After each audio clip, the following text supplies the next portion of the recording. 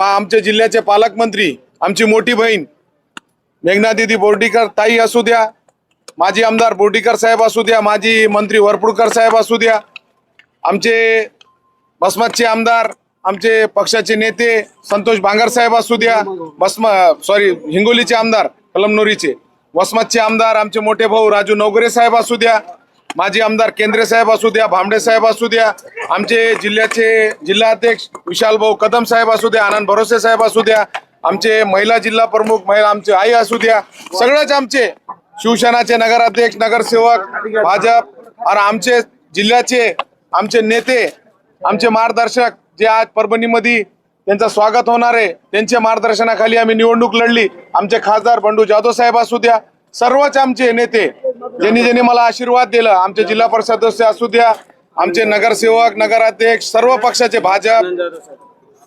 भाजप राष्ट्रवादी काँग्रेसचे पण लोकांना मदत केली, त्यांचा पण आभार। त्यामुळं सर्वच लोकांना ज्यांनी मदत केली त्यांचा आभार। आणि आमचे जिल्ह्याचे संपर्क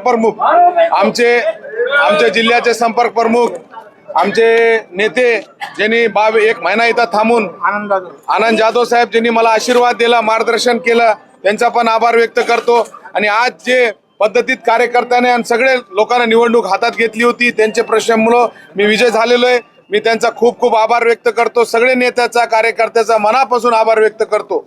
महायुतीचे 2 आमदार आहेत ज्यांचं तुम्ही नाव घेतलेलं नाही, नाराजगी आहे का? कारण 92 मते फुटलेली आहे महायुतीची, 92 मतदान कमी पडलेलं आहे। आता याच्यावर मी काहीच बोलणार नाही, याच्यावर जे बी बोलतील एकनाथ शिंदे साहेब वरिष्ठ लेवलवर वरिष्ठ नेते आम्हाला बोलते।